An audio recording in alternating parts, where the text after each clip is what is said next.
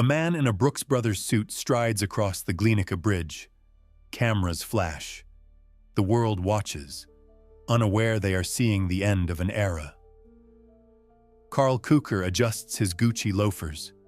Beside him, his wife Hanna pulls her black fur coat close. They walk toward freedom, toward a hero's welcome in Prague. Yet 20 years earlier, they had walked the other way, claiming to flee communist tyranny. It was all a lie.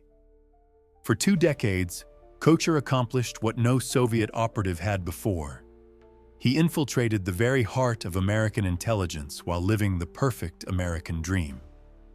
Suburban home, academic career, U.S. citizenship. A sleeper agent so deep his neighbors would swear he was pure red, white, and blue. But every flawless deception meets its reckoning. And as Karl crosses this bridge of shadows, one question lingers in the cold Berlin air. How do you fool the most powerful intelligence agency on Earth for 20 years? And when the game ends, who really wins? This is the story of the last great deception of the Cold War. A tale of identity, betrayal, and the razor-thin line between patriotism and treason. Don't forget to like, leave a comment, and subscribe. You are not here by accident. Prague, 1949. 15-year-old Karl Koecher sits in a classroom, staring at Stalin's portrait hanging above the blackboard. The other students accept it as part of their new reality.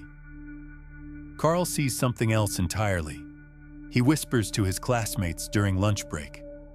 Not about girls or football, but about resistance.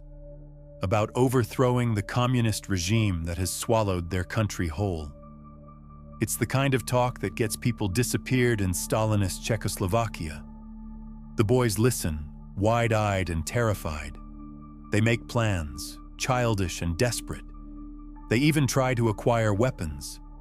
15-year-olds playing at revolution, unaware that one among them feeds every word back to the STB, the Czech secret police. When the arrests come, they're swift and thorough. Karl expects prison, maybe worse. Instead, he finds himself across from interrogators who seem almost amused by his teenage rebellion. They release him with a warning, but something more valuable than punishment has occurred. A file has been opened.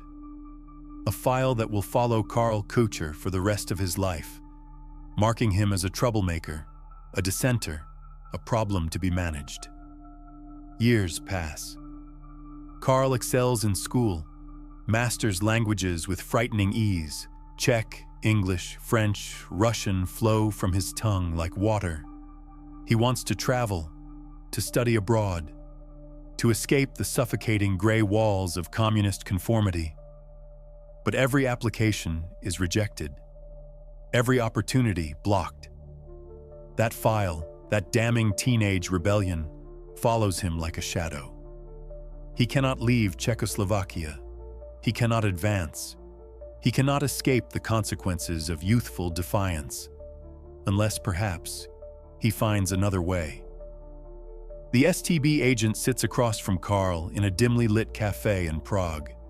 The year is 1962, and Karl has spent years watching his dreams crumble against bureaucratic walls. The agent, Jan Liška, slides a folder across the table. It's Karl's file. Every black mark, every suspicious association, every reason why the state considers him unreliable. What if, Liška asks quietly, we could make this disappear? The proposition is elegant in its simplicity. The very organization that has destroyed Karl's prospects offers to rehabilitate him. All he has to do is work for them. Use his languages, his intelligence, his burning desire to see the world beyond the Iron Curtain. Karl stares at the file, at the documentation of his own youthful rebellion. The choice isn't really a choice at all. Join them or remain forever trapped in a country that views him as a threat. But there's something else in Liška's eyes. something that suggests this is more than routine recruitment. The STB has grander ambitions. They're planning something unprecedented, something that will require an operative of unusual sophistication. They want to place a sleeper agent inside American intelligence. It's never been done before. Soviet illegals have operated in America, but always on the periphery, gathering industrial secrets or monitoring émigré communities. This would be different. This would be penetration of the highest order, requiring an operative who could disappear so completely into American society that even he might forget his true purpose. Karl listens to the proposal with growing fascination. Years of training lie ahead. A complete reconstruction of identity, the methodical erasure of his communist past, the careful construction of a legend so perfect it could fool polygraph machines and background investigators. He thinks of his father, who has always dismissed him as worthless. He thinks of the colleagues who have advanced while he remained stuck. He thinks of the world beyond Prague's ancient bridges, the America he has only imagined. The devil's bargain presents itself not as temptation, but as salvation. The training begins immediately.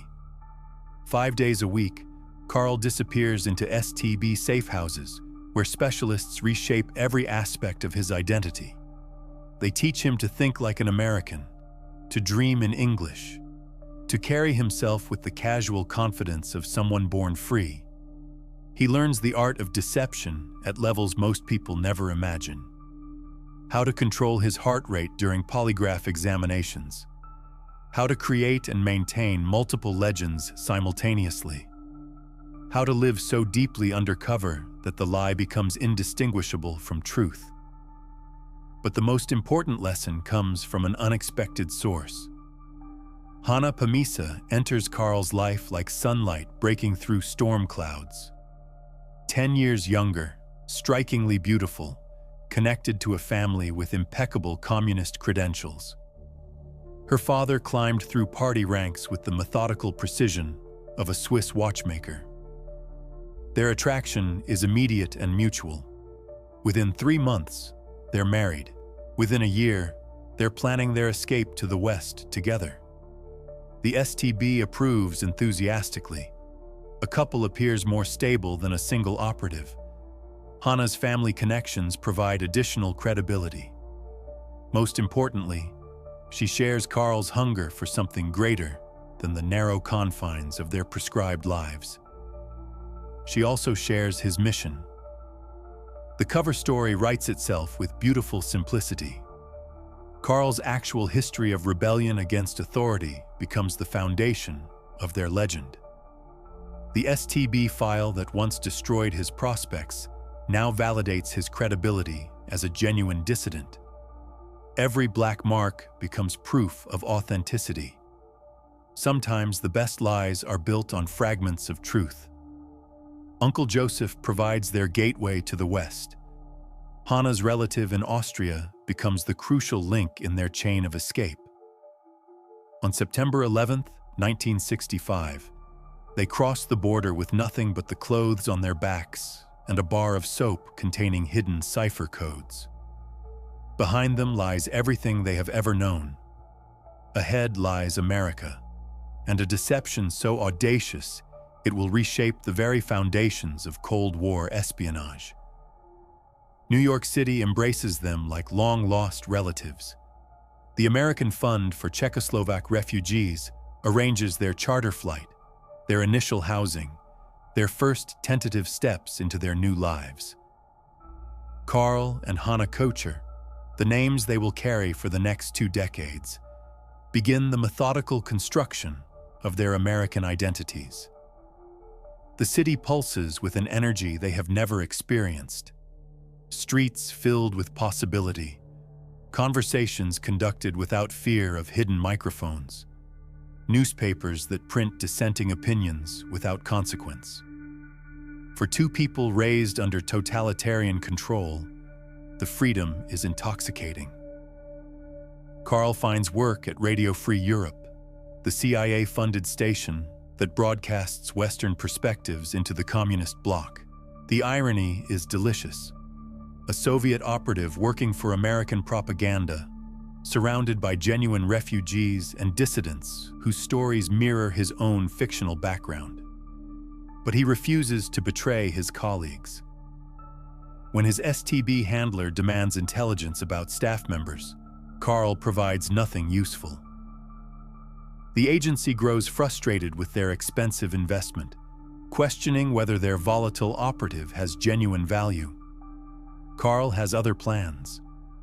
Columbia University's Russian Institute offers the perfect launching pad for deeper penetration. Working alongside prominent academics, studying for his PhD, surrounding himself with the intellectual elite of American foreign policy establishment. His supervisor, Zbigniew Brzezinski, will later serve as counselor to presidents. The financial pressure mounts steadily.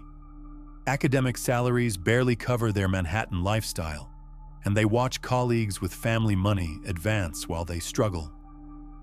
Hannah finds work at Harry Winston's jewelry store, sorting diamonds with the same precision she applies to their clandestine communications. Then Prague Spring changes everything. August 20th, 1968. Soviet tanks roll through the streets of Karl's homeland, crushing the brief hope of socialism with a human face. Alexander Dubček's reforms die under Warsaw-packed treads, and with them dies something fundamental in Karl's relationship with his handlers. He watches the invasion from his Columbia office, describing himself years later as a Czech patriot whose primary loyalty belonged to his homeland, not the Soviet Empire that has devoured it. For months, he considers genuine defection, walking away from the STB entirely and confessing to the FBI. The moment passes, but something has shifted. The ideological foundation of his mission has cracked.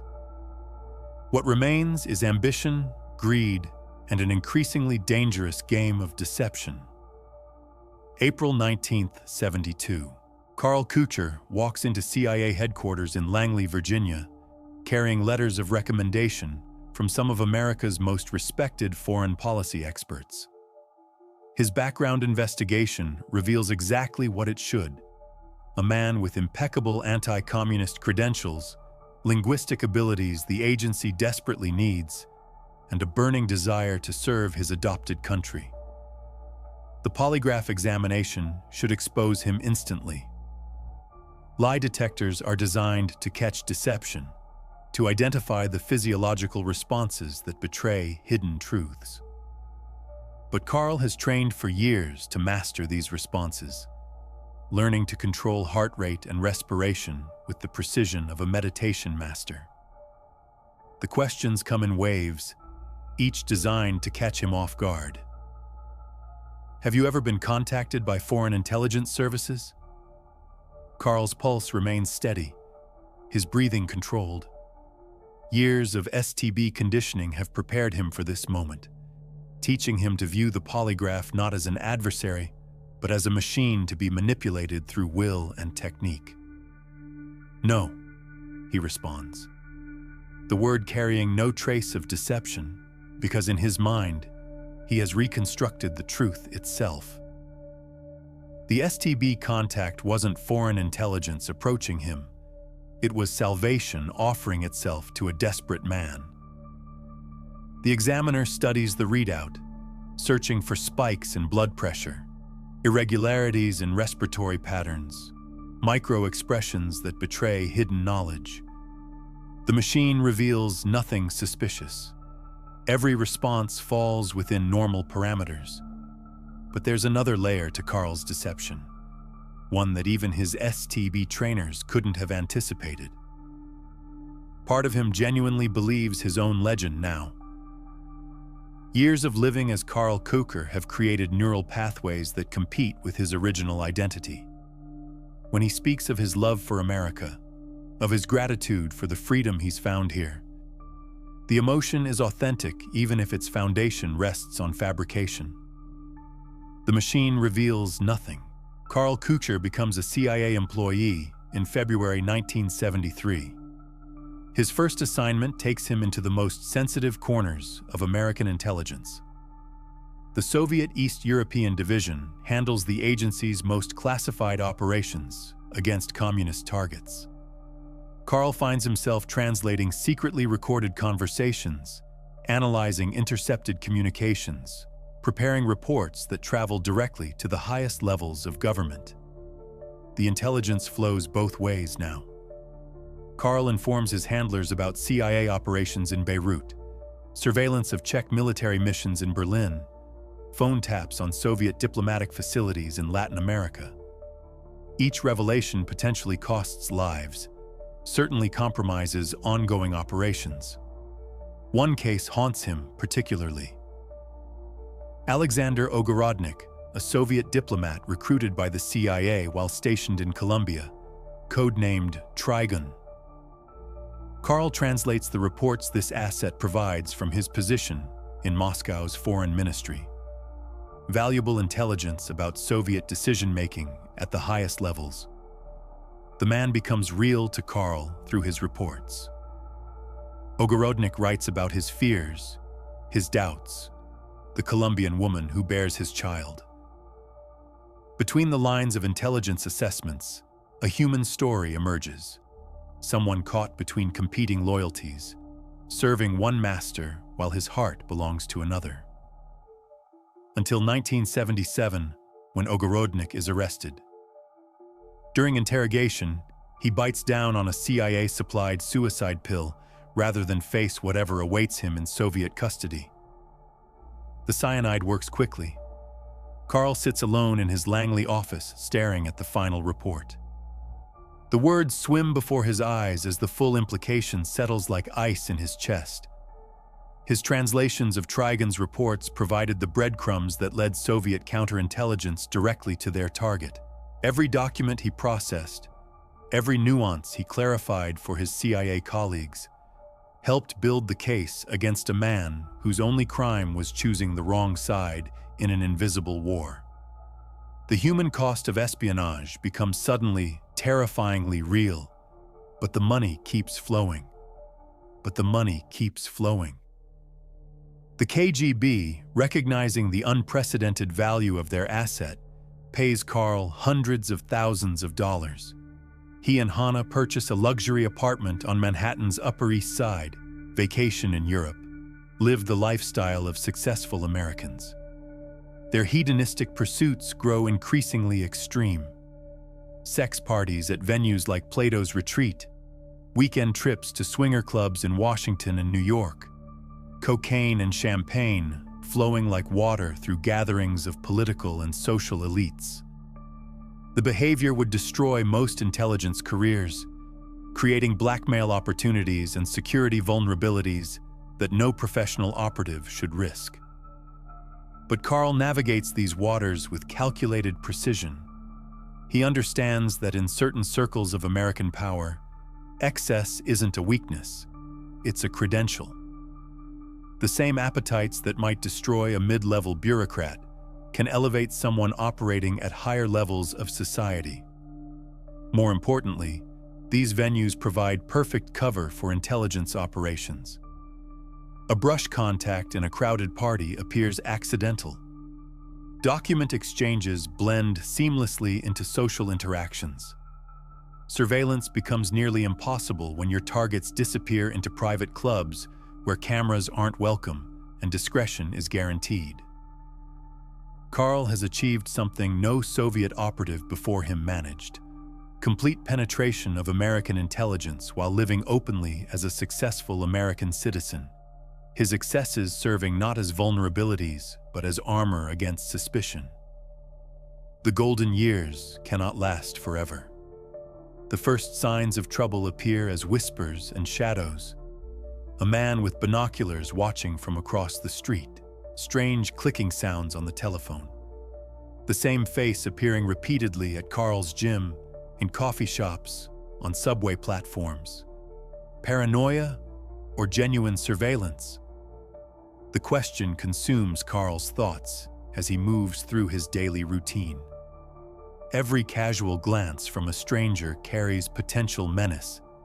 Every delayed phone connection suggests electronic eavesdropping.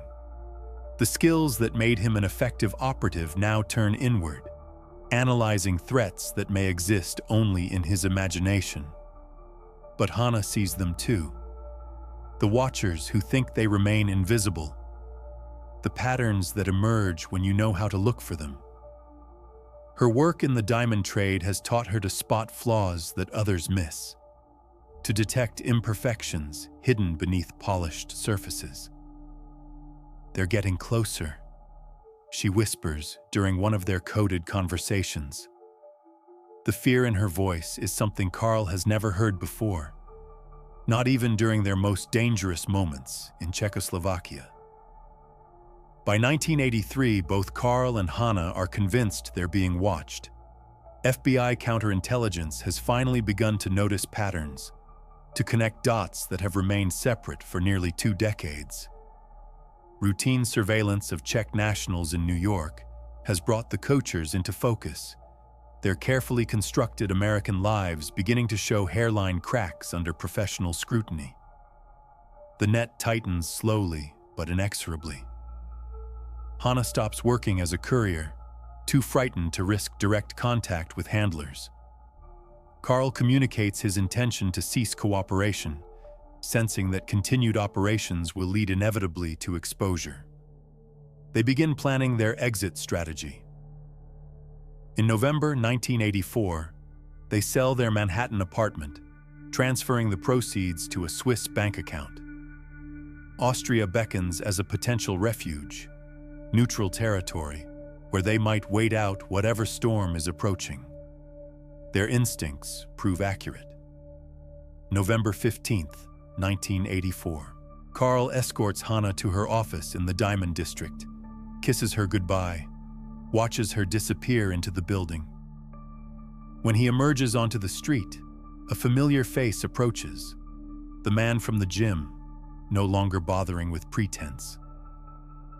"I have some friends who would like to speak to you," he says, extending his hand with casual confidence. Karl knows immediately that 20 years of deception have reached their end. The FBI agent's smile is polite, professional, utterly implacable. A car idles at the curb, waiting. There will be no escape to Austria, no quiet retirement in neutral territory. The game is over, and the final moves belong to others. The hotel suite overlooks Central Park, its windows offering a panoramic view of autumn leaves and morning joggers. Under different circumstances, Karl might appreciate the irony, questioned about his deepest secrets while gazing out at the America he has both served and betrayed. The FBI and CIA interrogators work in shifts, probing for admissions, seeking the confession that will validate years of painstaking investigation.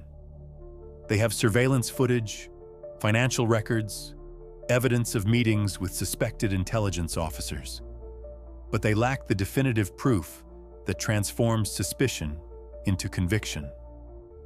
Karl maintains his composure with the same discipline that has sustained him through 2 decades of deception. Yes, he knew the people in the photographs. No, he never engaged in espionage. His explanations are plausible, his demeanor calm. Hours pass, then days. The investigators grow increasingly frustrated as their prize refuses to break. Finally, they offer a deal. Confess, cooperate fully with the investigation, and leave America as a free man. Refuse and face prosecution that could result in life imprisonment or potentially capital punishment. Self-preservation overcomes ideology. Karl provides a carefully crafted confession, admitting to espionage while minimizing its scope and impact. The investigators accept what they can get, knowing that something is better than nothing. Or so they think. November 27th, 1984. Instead of escorting the Koechers to the airport as promised, FBI agents place them under arrest. Karl finds himself in Manhattan's Metropolitan Correctional Center, facing charges that could end his life behind bars. The betrayal stings less than the realization that American justice operates by rules he never fully understood. The confession extracted under false promises cannot be used in court. Without it, prosecutors have only circumstantial evidence and the testimony of sources whose credibility remains questionable. Karl's final gambit proves his most audacious. Through his attorney, he contacts KGB leadership with an extraordinary proposal: exchange him for Nathan Sharansky, the Soviet Union's most famous political prisoner. The suggestion seems absurd. Sharansky represents international resistance to Soviet oppression, a symbol whose value transcends intelligence considerations.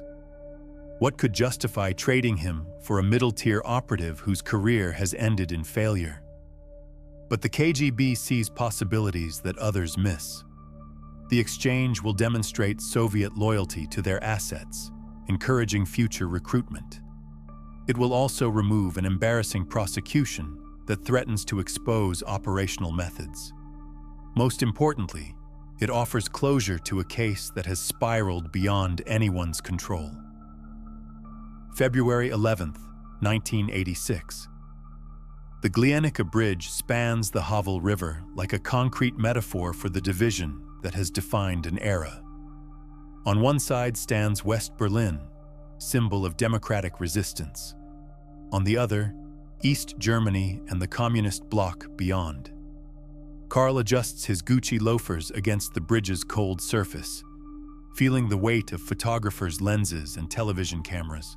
The Brooks Brothers suit fits perfectly, tailored specifically for this moment when the world's attention focuses on two figures walking toward uncertain futures. Beside him, Hannah clutches her fur coat against the February wind. Neither speaks as they cross the bridge's center line, leaving America forever and returning to a homeland that has been transformed by their absence. Behind them, Nathan Sharansky walks in the opposite direction, toward freedom and eventual immigration to Israel. The human rights activist whose courage has inspired millions exchanges places with two people whose courage has served entirely different purposes. The media captures the moment as a victory for both sides. America demonstrates its commitment to human rights by securing Sharansky's freedom. The Soviet bloc shows loyalty to operatives who risked everything for the cause. Karl sees only the end of one life and the uncertain beginning of another. Prague welcomes them as heroes. The government provides a house, a car, positions befitting their service to the state. For a brief moment, they bask in official approval, their successful mission recognized and celebrated. The Czech media celebrates their return with carefully orchestrated interviews. Karl sits before television cameras, describing his years in America with the measured words of a professional survivor. He speaks of sacrifice, of duty, of the price one pays for serving the motherland. But behind his eyes lurks something the cameras cannot capture: the weight of a man who has lived too many lives to remember which one is real. Hannah adapts more easily to their new circumstances, perhaps because her role was always clearer. She finds work as a translator at the British Embassy, her linguistic skills and international experience making her valuable in Prague's evolving diplomatic landscape. For a few months, normalcy seems possible. Then her employers discover her past. The termination comes without ceremony, a polite conversation in a sterile office where bureaucrats explain that her services are no longer required. No accusations, no drama, simply the quiet recognition that former intelligence operatives carry complications that most organizations prefer to avoid. Karl faces similar obstacles in his academic pursuits. The Prague Institute for Economic Forecasting offers him a position, but it's clearly a sinecure, a comfortable chair for a former hero who must be cared for, but cannot be trusted with anything important. His colleagues treat him with the nervous respect reserved for unexploded ordnance. The isolation deepens as months turn to years. Old friends from their youth have moved on, built careers and families around lives uncomplicated by espionage. The few who remember Karl and Hanna aren't sure how to relate to people who have become living legends and living reminders of an ideology growing increasingly unpopular. But the most profound isolation comes from within their marriage itself. For 20 years, they shared secrets that bound them together like invisible chains. Now, surrounded by people who know those secrets, they discover that conspiracy was the foundation of their intimacy. Without the constant need for deception, they must learn to be married all over again. Karl begins drinking more than is wise, spending evenings in Prague's older bars, where retired intelligence officers gather to reminisce about operations that may or may not have happened. These men speak in code even when discussing the weather, their conversations layered with implications and half-truths that only they understand. In these smoky rooms, Karl meets others who share his peculiar form of displacement. A Hungarian who spent 15 years in London, a Polish operative who lived in Montreal for a decade before his cover was blown. Men and women who gave their youth to the cause and now find themselves strangers in lands they once called home. They discuss the paradox of their situation with bitter humor. They succeeded brilliantly at their missions, becoming so thoroughly American or Canadian or British that returning to their origins feels like another form of exile. The countries that trained them cannot fully trust their loyalty anymore, while the countries they betrayed would never accept their presence. "We are ghosts," one former operative tells Karl during a particularly philosophical evening. "Too Western for the East, too Eastern for the West. We exist in the spaces between worlds, belonging fully to neither." But heroes' welcomes fade quickly in a world moving toward fundamental change.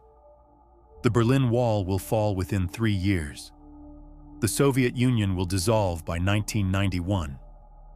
The ideological conflict that gave meaning to their sacrifice will become history, studied by academics rather than lived by operatives. Karl and Hanna fade into obscurity, their moment of fame as ephemeral as the political system they served. The Czech Republic that emerges from communism's collapse has little use for former spies, little patience for those who once embraced the discredited ideology. The transition proves more brutal than either anticipated. Former heroes become pariahs overnight as Czech society struggles to define itself in opposition to its communist past. Streets are renamed, statues toppled, histories rewritten to emphasize resistance rather than collaboration. Karl finds himself unemployable in the new economy. His expertise in Soviet affairs becomes worthless as the Warsaw Pact dissolves. His academic credentials, impressive during the communist era, carry no weight in institutions restructuring themselves around Western models. Most painfully, his perfect English, once his greatest asset, now serves as a reminder of his duplicitous past. Younger Czechs view him with a mixture of curiosity and disdain. To them, he represents everything their society is trying to forget: the compromises, the moral ambiguities, the price their parents' generation paid for survival under totalitarian rule. His American suits and confident manner mark him as a relic from an era they're eager to leave behind. Hanna struggles with different demons. Her beauty, which once opened doors and provided cover for intelligence operations, begins to fade in middle age. The diamond trade that supported their American lifestyle has no place for her in post-communist Prague. More devastating than professional failure is the realization that her identity was so thoroughly constructed around their mission that she no longer knows who she is without it. They move to a smaller apartment, then a smaller one still. The Volvo is sold, replaced by public transportation and long walks through a city that grows more foreign to them each year. Prague's transformation into a tourist destination brings crowds of American visitors whose casual wealth reminds them daily of the life they abandoned. Sometimes Karl stands on the Charles Bridge, watching tour groups led by guides speaking the same languages he once mastered for espionage. The irony cuts deep. His linguistic abilities, developed to deceive America, now serve tourists eager to experience the exotic charm of post-communist Europe. The final humiliation comes in 1995, when Czech intelligence files are partially declassified. Karl's name appears in documents released to researchers studying the communist era. Suddenly, their story becomes public knowledge, dissected by historians and journalists who view their lives as case studies in ideological manipulation. Television producers approach them about documentaries. Publishers offer modest advances for memoirs, but the attention feels voyeuristic rather than respectful, treating their experiences as entertainment rather than tragedy. In retirement, Karl reflects on questions that have no easy answers. What difference did his sacrifice make? What was accomplished through 20 years of deception? Did the intelligence he provided alter the course of history, or merely add footnotes to events that would have unfolded regardless? The documents declassified after the Cold War's end suggest his contributions were significant, but not decisive. Soviet leaders appreciated his intelligence, but rarely acted on it in ways that changed fundamental policies. American operations he compromised were eventually rebuilt with different personnel and methods. The Great Game continued regardless of his participation. The man who once believed he was shaping the future discovers that history belongs to forces larger than any individual operative, no matter how successful or dedicated. Perhaps that realization represents the final victory of the country he betrayed. The understanding that in a free society, no single person's treachery can ultimately determine the fate of millions. The Bridge of Spies stands empty now, its Cold War purpose obsolete. But the questions it represents endure, about loyalty and betrayal, about identity and sacrifice, about the price we pay for the lives we choose to live. Some bridges lead home. Others lead only to the recognition that home, like identity itself, may be nothing more than another carefully constructed deception.